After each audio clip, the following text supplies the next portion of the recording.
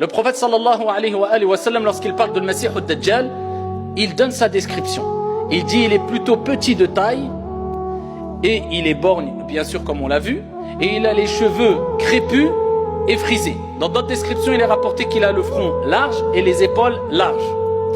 Et il y a plusieurs autres descriptions concernant le Masih ad-Dajjal qui rappellent que, comme on dit un grand groupe de savants, que ce n'est pas un diable, mais c'est un être humain qui fait partie des enfants d'Adam. C'est une espèce, une créature qui fait partie des êtres humains. Alors, le Masih ad-Dajjal va venir avec des miracles, si on veut, entre guillemets. Va venir avec des signes, va venir avec des choses qui vont impressionner. Et le prophète alayhi salatu wa sallam l'a rappelé dans le hadith rapporté encore par Muslim, dans son sahih, dans son recueil authentique. Il dit que le Masih ad-Dajjal viendra avec, traduction du sens, l'image du paradis et de l'enfer. Et dans une autre version, avec l'enfer et un fleuve.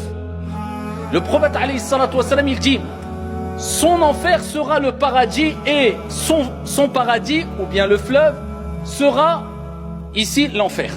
Et donc il a recommandé, il a dit aux compagnons, il les a préparés en leur disant, si vous voyez son enfer, car ce n'est pas réellement l'enfer, mais l'image de l'enfer qui vous met devant, qui vous propose, vous imaginez, l'enfer avec ses affres, avec ses... Eh bien il pourra donner la vision de soi-disant l'enfer en face des gens. Et du paradis pareil. Et les gens qui vont tomber dans le panneau et qui ne connaîtront pas le Masih ad-Dajjal, qui ne se seront pas prémunis du soit à leur ignorance ou bien au fait qu'ils n'ont pas été patients et qu'ils n'ont pas été fermes, eh bien plongeront dans le paradis qui sera un enfer. Et ceux qui auront délaissé ce paradis, car ils sauront pertinemment que c'est un menteur kadhab, c'est un fattan, eh bien ils plongeront dans l'enfer qui sera un paradis.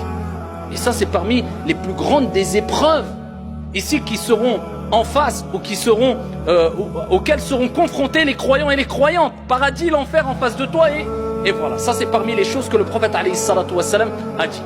Le prophète sallallahu alayhi wa sallam, dans un hadith, toujours rapporté par Muslim, il fut interrogé sur Al-Masih ad-Dajjal et ils lui ont dit, Ya Rasulallah, combien de temps va-t-il rester sur terre? Combien de temps va-t-il rester sur terre? Et le prophète alayhi salatu wa sallam a dit, 40 jours. Il restera 40 jours sur terre. Par contre, il dit alayhi salatu wa sallam, il dit un jour comme une année, un jour comme un mois, un jour comme un jumu'ah, et le reste des jours comme vos journées habituelles. D'accord? C'est-à-dire qu'une année, la première journée de ces 40 jours, ben en fait, ça ne sera pas une journée, ça sera une année. Quand l'année sera terminée, la deuxième journée, eh bien, ne sera pas une journée. Cette journée sera concrètement, eh bien, un mois. Ensuite, ça sera dans une version une semaine, une version un jumu'ah, et ensuite le reste des jours comme le reste des jours. Le hadith est rapporté par Muslim. Le prophète sallallahu alayhi wa sallam, il continue. Et il dit, il sera plus rapide que les pluies éparpillées par les vents. Très rapide. Il pourrait être là dans un instant, quelques instants après, à l'autre bout du monde. Bon, donc, celui qui n'est pas croyant, donc qu'il mette pause et qu'il aille écouter quelqu'un d'autre. Parce qu'il faut vraiment avoir une croyance ferme en cela pour pouvoir s'imaginer de qui va être le Masih ad-Dajjal. Ça, c'est des paroles prophétiques dont on y croit fermement. Donc, il dit que il se déplacera rapidement sur la surface de la terre et ça sera une épreuve pour l'ensemble des gens.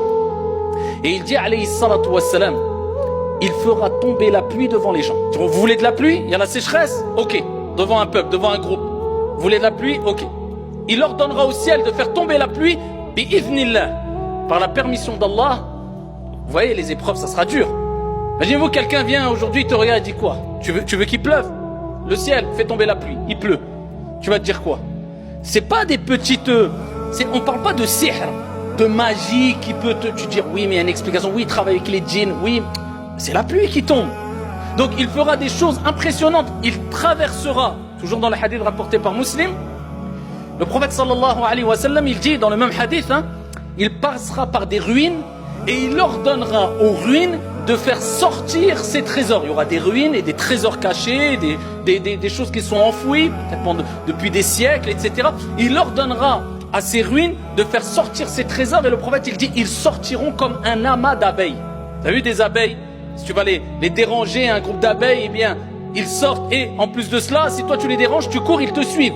Pareil, les trésors sortiront comme ça en masse et ils suivront où il veut Al-Masih al-Dajjal, l'antéchrist, le faux messie. Quand les gens vont voir ça, eh bien qui va réussir à patienter si ce n'est illa man rahim Allah, sauf celui à qui Allah fait miséricorde. C'est pour cela que le prophète alayhi salatu wassalam a dit, si le Masih al-Dajjal eh bien apparaît et je ne suis pas auprès de vous, fathbutu, soyez fermes. Et Allah Jalla wa Ala nous recommande maintes fois dans le Coran d'être ferme, et particulièrement lors des épreuves. L'épreuve, pour la réussir, faut être ferme, et en demandant à Dieu de t'assister, parce que si tu n'as pas de fermeté, eh bien tu vas fléchir, perdre tes forces, et ici tu vas abandonner même peut-être ta croyance. Donc c'est pour cela il est toujours bon de demander à Dieu de nous accorder fermeté dans notre foi, dans notre croyance. En fait il dit soyez fermes, il ne faut pas que vous ayez des doutes. Je suis sûr à 100% que c'est un menteur, car le prophète nous l'a décrit et nous l'a rappelé.